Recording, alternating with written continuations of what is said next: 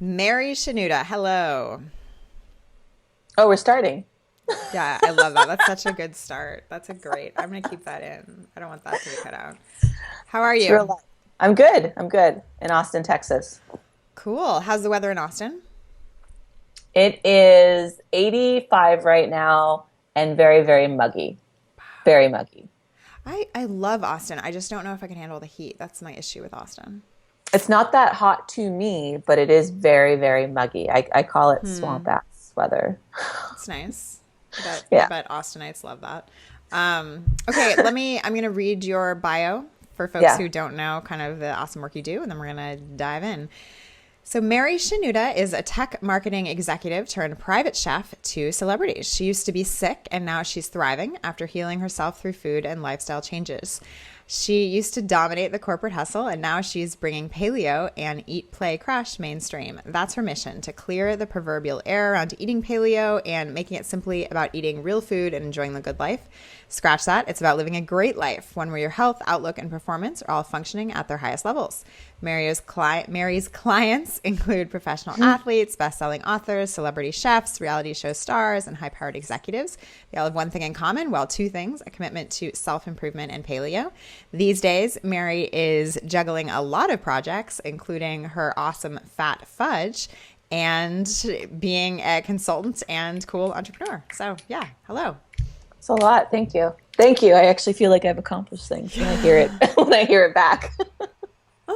So, okay, tell us the story. Kind of go back and talk about, what it was like to be this sort of young gal kicking it in sales and then what it took to kind of go out on your own, because I think a lot of people like that idea of going out on their own but think it sounds way Right. too scary to even attempt. And your story and your journey have not been linear, but they've been successful. So Right. I want folks to hear about it. So I started a company called VeriSign when I was 17, going on 18. And it was tech sales, but I didn't know it was tech sales at the time. I just thought I was doing customer service. And I was hired on as a contractor first, so you didn't get those weekly reports of how you're doing in numbers unless you were a full-time employee. And contractors don't usually make that list anyways. But I got a whole bunch of pings that morning, like, good job, rookie. And I'm like, I don't know what you guys are talking about. And they forwarded me the email and it had all the employees' names. And they're like 50% of quota, 70% of quota, Mary Shenouda slash contractor, so they know who I am, 156% of quota, which looked cool. But I'm like, so what does that mean? And they're like, that means you're going to get X in commission. I'm like, wait, what? What is this commission you speak of? And that was the first, I don't know, introduction to there's a way in this world where what you put out is what you're going to get back. So I never did anything Hmm. but sales, and that was my first sales job. And I would go from tech company to tech company, and I was known within the little community in Silicon Valley as a little bit of a flight hazard Hmm. because the day I didn't want to be at my job anymore was the day that I resigned, which by the time I was at my third company, and I always did really great at all my companies. There was one time when I came to resign, and my manager said, "Could you just go back to your desk?" And I'm like, "No, I have to go. Like, I just am not happy here anymore." And a few different managers said, I appreciate the spirit about you, and you should be doing something on your own. Like, you're definitely made to be an entrepreneur because you come in here, you shake things up, you do things others thought couldn't be done when it comes to certain numbers or deals. And then once you realize that you can do it and there isn't like the soul feeding part behind it because it's tech, I see your light. Just go. Hmm. And I didn't take it seriously. And in hindsight now, I'm like, wow. Luckily I had some. I mean, I had some really crappy managers and CEOs that told me I would amount to nothing because I was a flat hazard. But I had also the ones I chose to listen to were, like I said, in hindsight, it's like they were telling me, go, like, spread your wings. So this went on for about a decade. And I didn't understand why I would be bummed out when I hit 500% of my quota. I'm like, I don't care. Like, I don't want to go have pizza with everybody. I don't care. So as I'm getting closer to trying to figure out what's going to make me happy, I'm also dealing with the fact that my entire life has always been migraines, always been digestive issues, skin issues. And that was just my normal. I just thought that I had to deal with that. And when I started to investigate more, because all these symptoms were coming back in stereo to me, I found out that I was diagnosed as celiac, which means I can't have gluten, but I was also intolerant to casein and soy. And I was pumped because I was on so many medications that were only making me sicker. It made being social and dating really difficult because, you always had a headache. You were always throwing up. And so I just changed the way I ate. And within 3 months, all those things went away. And in tech, somebody noticed that and asked me to do a consultation with them. So I'm doing a consultation about the way that I'm eating because everyone noticed I've got a lot of energy. And I think I'm pretty pessimistic, but people tell me I'm really optimistic because I tend to, if I, in my mind, I'm complaining about things. I just bitch. But one manager, I overheard a manager talking about me to someone else, and they said, Mary is such an optimistic person. She comes to the table with a problem, but she follows it up with what she's going to do about it. And that's when I started thinking, maybe I am optimistic. I just thought I was being a baby about things. So they noticed that even though I had all this energy and I was really optimistic, it was 1,000-fold after I wasn't sick anymore. Because I wasn't at my desk with sunglasses. I wasn't taking naps when I didn't feel good with the door shut. So when I did the consultation, I was already known as someone who cooked a lot. So this person just said, would you just cook it for me? I don't have time for this. I'm like, I don't cook people food. I close multi-million-dollar contracts. What do you want from me? And we had a conversation about, this is how much I would pay you as a private chef. And I started to stroke an invisible beard. I was like, wait. This is kind of cool. And what better way to get my point across as someone who doesn't have time to learn about paleo than just to put a delicious meal in front of them and kind of start to change their life by being in a very intimate situation, because cooking is very intimate. Being in someone's kitchen is very intimate. And I tried to, in my enthusiasm, tried to do both. Tried to manage $1 million quota and cook. And my body just shut down. 3 months after that, trying to do both. I went into like adrenal fatigue, went into cold sweats. And I took a day off to decide, should I quit everything that I know, a very comfortable job, to be a chef with no background? And I went to the Ferry Building for the day to think about my life. And I had a coworker with me at lunch, and I was all heady and pensive, head down, and I'm opening the door to the Ferry Building, and I see a man approaching me, so I hold the door open for him, and he says, well, thank you. And I'm surprised that he said thank you, because usually people are heads down in San Francisco. So I look up and I go, you're welcome. So he's surprised I opened the door. I'm surprised that he acknowledged it. And he goes on his way. And my friend looks at me and she smacks me. She goes, are you that obtuse? Do you know who that was? And I'm like, no. She goes, it's Tyler Florence. And I'm like, no way. That's a sign. That's the universe. I'm quitting my job. Wow. So I quit my job the next day and went all in on Mary the Paleo Chef. And there's all these little cool stories about how I acquired my website, all that stuff. But I went all in the next day. And within 3 months, I had really cool big names in the culinary world, in the tech world, and the acting world finding me and reaching out to me for me to make them food. And I joke, 2.5, 3 years later, still not homeless. Okay, so let's dig into this. So one of the things that I want to know is, do you think you were only able to do this and make this kind of, big leap and go after your dream and do what you really want to be doing because you didn't have like dependents and like a mortgage and all this kind of, weight on your back?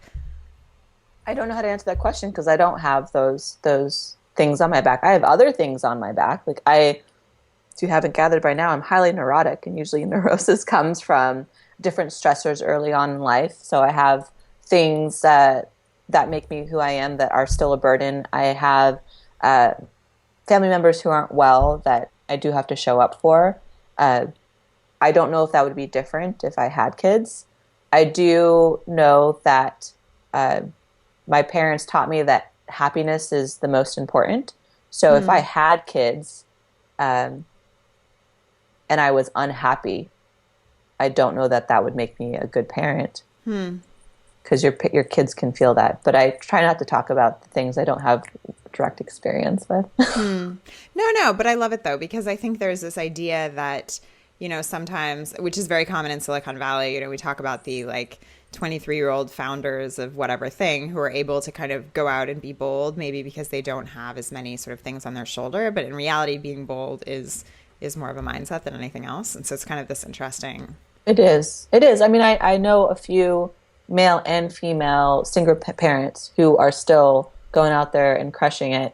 I think the struggle in Silicon Valley is a little glorified. Like everyone's like, "Oh, look at me! I'm living in my car. Oh, look at me! I'm barely eating." And I think glorifying the struggle while is really romantic is kind of bullshit. You have to pay your bills.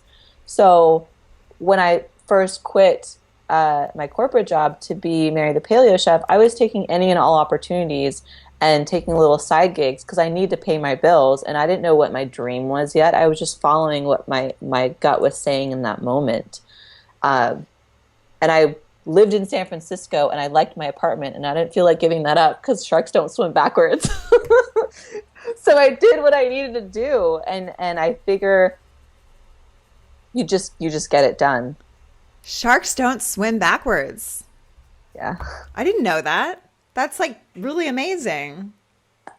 Wow. That's like a whole metaphor thing. My goodness. That's amazing. Okay, so you knew at least that being a private chef was definitely more in line with sort of who you thought you might want to be than working in sales for tech companies. But it maybe wasn't, it was in the right direction, but it wasn't the be all end all necessarily, right? So talk to me about I'm good at cooking. I'm good at cooking. So therefore I can get paid to cook because I'm good at it. If I was awful at cooking, I would have to figure something else out. Sorry, I cut you off. No. So talk to me about how you kind of made decisions early on as an entrepreneur that helped you sort of pay the bills because you're good at cooking, but also carve out enough time so that you could ultimately, take the steps to where you are now, which is doing other stuff as well. Okay, so I want to be pretty clear about this, is that I didn't know what I was doing. And I think some of the bad decisions I made early on led to better decisions by making those mistakes very, very early. So early mistakes was taking advice from people who already made it. I already had connections to people who are wildly successful. And I mean, like, I could text message them and get pep talks. And I think they were so successful that they lost sight of what it was like at the beginning. So they were giving me advice based on where they were today and giving me advice based on where they think I should be. And I made decisions to follow some opportunities that ended up stressing me out, getting me really pissed off, and then making me resent these people. Or I'm like, you don't know what the heck you're talking about whatsoever. So by doing that early on, I then got to remind myself, based on historic life experience, sounds very egotistical. I'm an outlier, therefore I need to accept that I'm an outlier and make outlier decisions. And outliers don't take advice. They follow their gut. In fact, sometimes they ask for advice to do the exact opposite of it. So once I cut my teeth, made those mistakes, got really stressed out, thought I was going to fail as an entrepreneur on my own, got over that, I then started to just listen to my gut. So the decisions I made were based on, when someone reaches out, do I want to work with them? And I'm going to charge them what I really think I'm worth, which is a lot. And if they say no, it's okay. But most times they say yes. And the less clients I had that were paying the higher dollar amount, the more time I had to really have fun with all of these other opportunities, which didn't really have a clear path. But at least I'm experimenting with the direction I'm going in as an entrepreneur. So it's almost like, so I say a lot, the uncertainty in life is the most generous source of opportunity. So I was finding opportunity within the uncertainty, knowing that I was doing something I was good at over here to pay the bills, so I could mess around over here and try all this other stuff.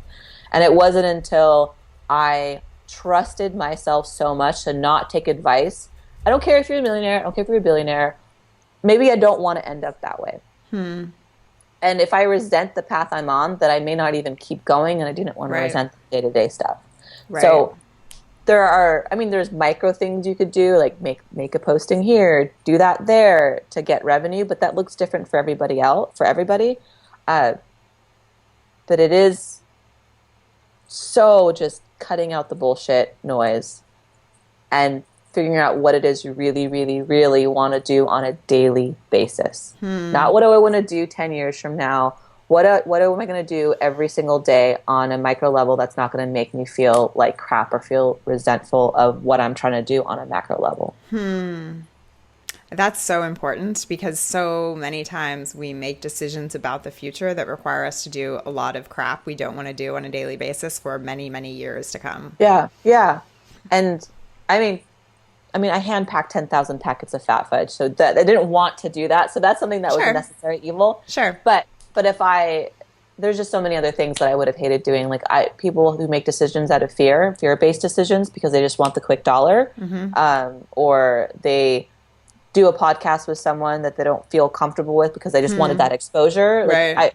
Like you want to curate who you are pretty early. Well, I mean, I do. That's great. Curating who you are pretty early. Huh. Instead of just being totally ubiquitous. Yes. Huh. So, okay, so you mentioned fat fudge. So, first of all, what is fat fudge? And then talk about the journey from having your thing be primarily sort of service-based to moving into this whole world of being an entrepreneur with a product, because that's a very different thing, and it's a very different way to make money, and it was more in your sweet spot. And so I want to kind of talk about how you balance that with still doing some service work. So I had a recipe for a product called Fat Fudge, which actually started out as a coffee recipe I made for a lot of my clients that I call unicorn fuel. I called it unicorn fuel in jest one day, and it went viral. And after it goes viral, that's just your thing. And wait, are you aware that the unicorn is the actual mascot or whatever it's called of the country of Scotland? I learned that now because everyone sends me a whole bunch of unicorn articles. Great. Because I just learned this last week and I was amazed. It's like, this is incredible. So unicorn fuel was sort of an upgrade to the popular butter coffee everybody drinks. There are particular spices I really wanted my clients to have in the morning that all form a specific function. And they didn't really like just the butter and the coffee. So I added turmeric and cayenne and maca and cacao and all these things. And that was a recipe that was really popular.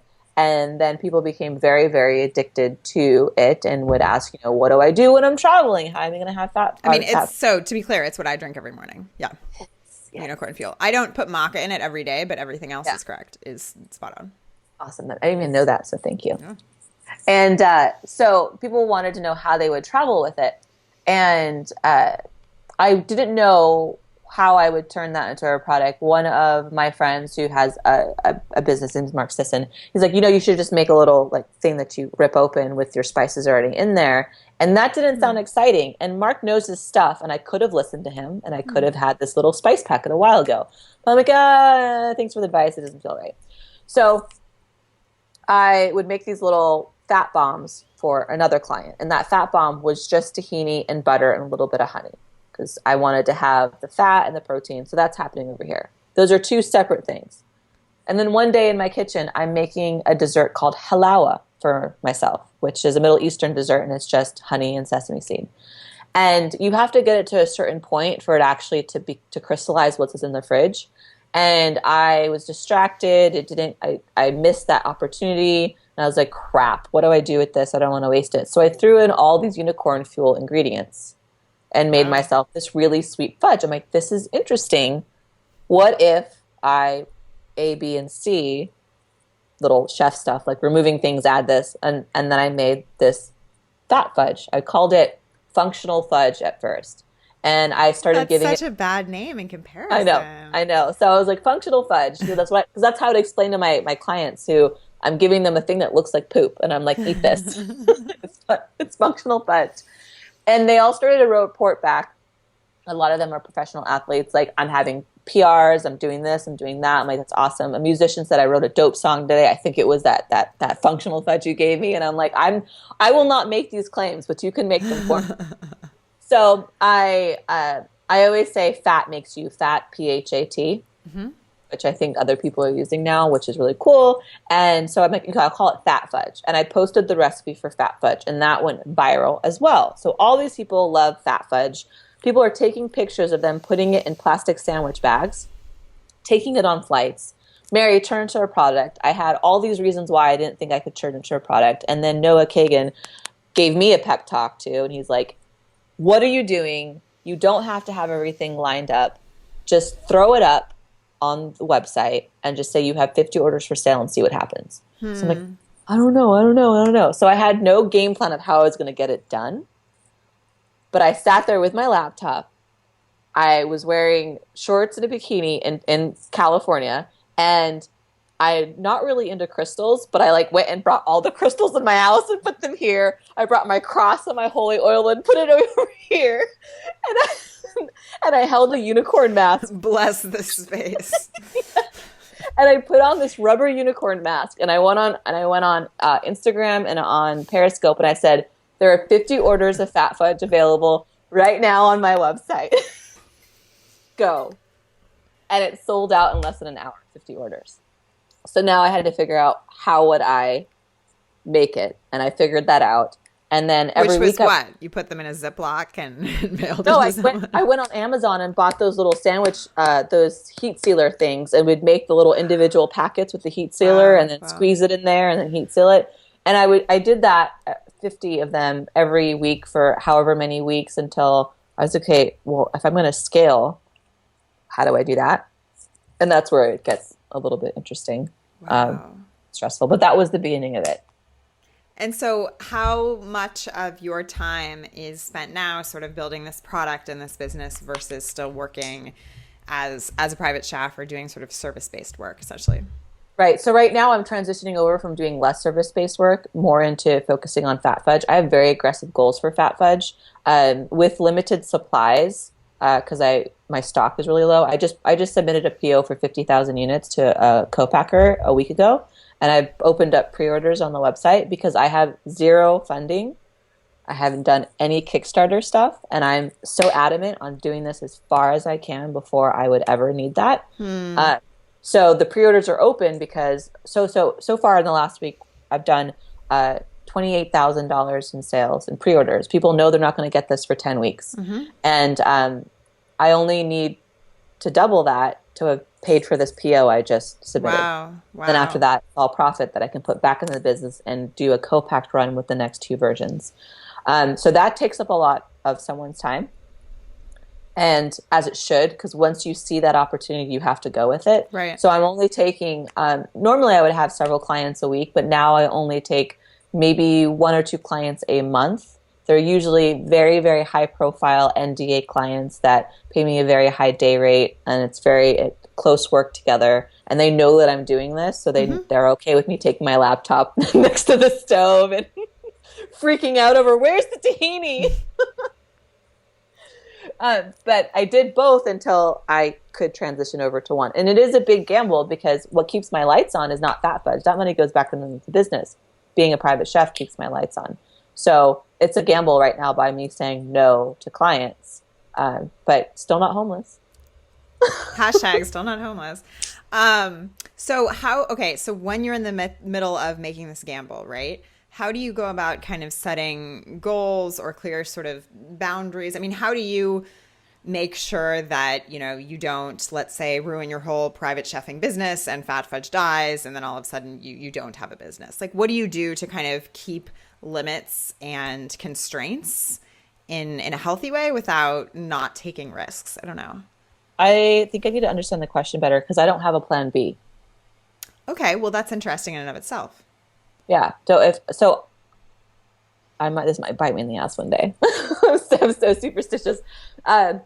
If you have a plan B, it tells you a lot about the integrity of your plan A. Okay. Yeah. There is no plan B.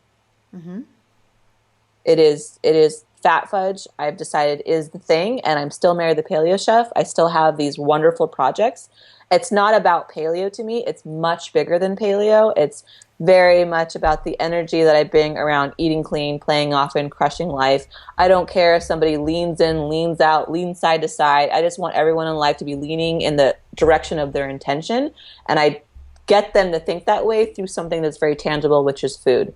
And everything about my packaging and my branding and my website, it's all geared towards like come to Jesus conversations, but in a fun way, because we're all going to die and there is no redo on life. And to me, success is never taking anything for granted, because we're going to realize everything you actually wanted is probably stuff you already had. Boom. So there's that. Boom. Is that when I do this? There's that. Knowledge bomb has been dropped. I call it a morsel of truth. Urge morsel. Wow. I love it. This has been so great. I always love talking to you, and this was really awesome. Can you tell folks what you're really focused on right now and where people can find you? Yeah, I'm slanging fudge. Slang and fudge. At Fat Fudge, PHAT fudge.com. It's pre-orders right now. I'm not sure when this goes live, but hopefully by then it'll be just, order and ship. You can find me at paleochef.com, which is my website to get in contact with me. And I do most of my playing on Instagram. It's at paleochef. And I share everything there. Highs, lows, explosions, everything. I do long form, so be prepared to read my thoughts unfiltered. I love it. Thank you so much, Mary. This was so much fun. Thank you. Have a great day. Bye.